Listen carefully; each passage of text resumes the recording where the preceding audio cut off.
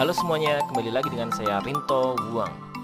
Di video kali ini saya mau cerita tentang sebuah modus penipuan yang berakhir dengan hilangnya satu unit mobil rentalan. Jadi udah hilang mobil rentalan lagi. Kisah penipuan ini terjadi di tahun 2012. Di tahun-tahun itu lagi gencar-gencarnya aplikasi chatting gitu, yang kita bisa dapat teman chatting tuh random dengan cara ngesek smartphone kita. Nama aplikasinya adalah WeChat. Beberapa pasti tahu ya aplikasi WeChat. Jadi kalau kita ngesek aplikasi WeChat itu, kita bisa ditemukan dengan banyak orang. Ini terjadi kepada seorang mbak-mbak masih mahasiswi. Dia berkenalan dengan pria di daerah Semarang waktu itu.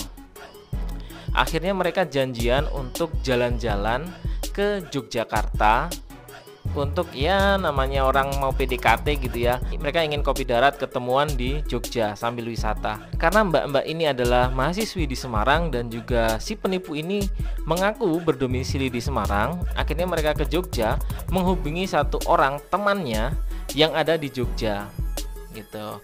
Karena tidak punya fasilitas untuk kendaraan jalan-jalan, akhirnya mereka menyewa mobil.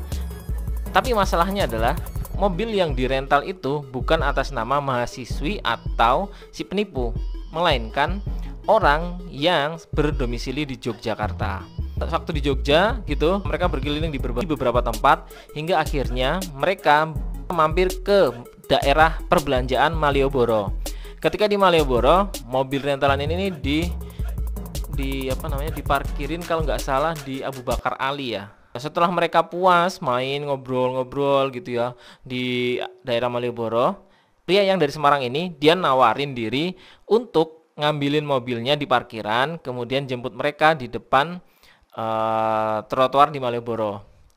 Nah, waktu itu tanpa kecurigaan, karena akrab, karena ini adalah gebetan dari si mahasiswi Semarang ini, yang pria yang dari Jogja ini dia ngasihin aja kunci mobilnya. 5 menit berlalu mereka masih santai karena jalan dari tempat mereka nunggu sampai ke parkiran itu termasuk jauh.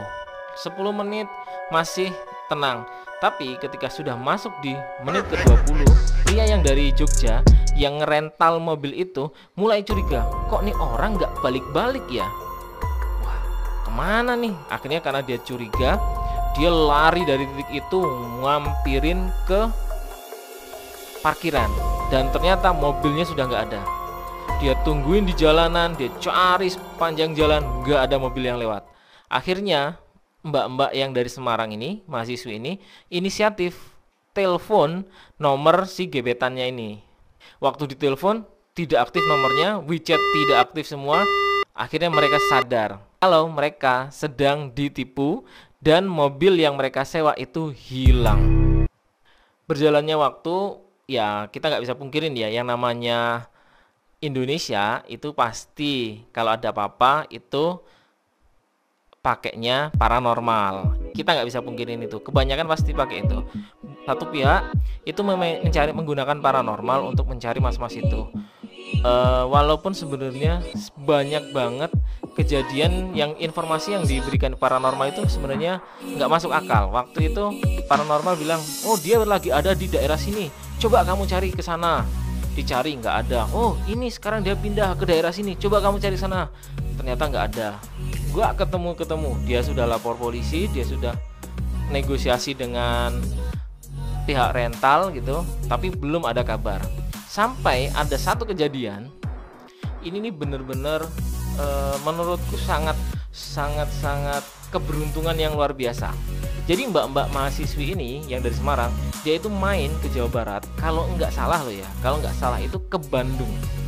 Nah waktu dia lagi di mall, dia lagi jalan ya, dia tuh dengerin ada satu suara laki-laki yang dia tuh familiar banget, dia kenal banget. Akhirnya dia lihat, ternyata laki-laki itu adalah orang yang bawa lari mobil rentalan itu. Nah, karena dia sudah tahu, dia sudah pastiin, akhirnya dia memanggil security. Langsung mas-mas itu digerebek di tempat, akhirnya ditangkap, kemudian dibawa ke kantor polisi. Nah, ini yang menariknya tuh ini. Si cewek dari Semarang ini yang lagi mergokin cowok penipu ini di mall, ternyata si cowok ini lagi PDKT deketin satu cewek yang rencananya akan ditipu dengan modus yang sama. Diajak jalan-jalan, kemudian kendaraannya diambil, mobil lebih tepatnya. Jadi memang ini udah bener-bener kebiasaan dia nipu dengan cara-cara seperti itu. PDKT secara online, kemudian kopi darat, akrab, habis itu mobilnya diambil. Setelah ditangkap nih, mas-mas ini akhirnya diinterogasi oleh kepolisian.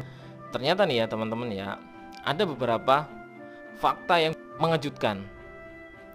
Fakta yang pertama adalah ternyata setelah dia ditangkap di Bandung waktu itu, ternyata ada 2 atau 3 kantor kepolisian yang menghubungi kepolisian yang nangkep mas-mas ini itu untuk menuntut dengan kasus yang sama, penipuan mobil, penipuan dan membawa lari mobil. Jadi mas-mas ini ternyata sudah melakukan ini sekitar 4 kali, dan dia sudah jadi target operasi 4 kantor kepolisian di 4 daerah yang berbeda. Jadi nih ya cuy, kalau dengar kabarnya, kalau misalkan mas-mas ini selesai urusan dengan kepolisian di Semarang, dia sudah ditunggu 3 tuntutan lainnya gitu. Dia sudah ditunggu 3 kantor kepolisian lain untuk memperkarakan mas-mas ini lagi gitu di daerah mereka masing-masing. Aku dengarnya kayak gitu. Fakta yang kedua, beberapa pihak yang merasa tertipu ini kan tadi nyewa paranormal ya, dan hampir apa yang disampaikan paranormal ini tebakannya salah. Kenapa? Karena gini, setelah dia bawa lari mobil dari Malioboro itu, mas-mas ini menggunakan rute jalur pantai, di mana rute-rute itu tidak ada kantor polisinya.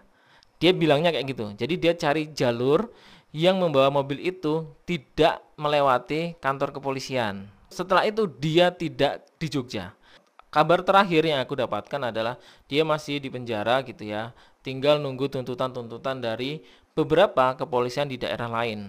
Nah, sekarang gimana nasibnya kita juga kurang tahu. Kenapa?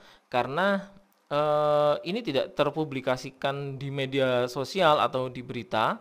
Korban yang mas-mas dari Jogja yang minjem mobil rentalan ini itu kebetulan adalah kenalanku. Cuma sayangnya setelah kejadian mobil itu hilang, proses hukumnya sudah berjalan, sudah ditangkap juga si pelakunya. Mas-mas yang minjem mobil rentalan ini, dia saat ini lost kontak gitu ya. Jadi aku nggak tahu keberadaan dia di mana. Jadi aku tidak bisa menemukan perkembangan nasib si penipu mobil ini.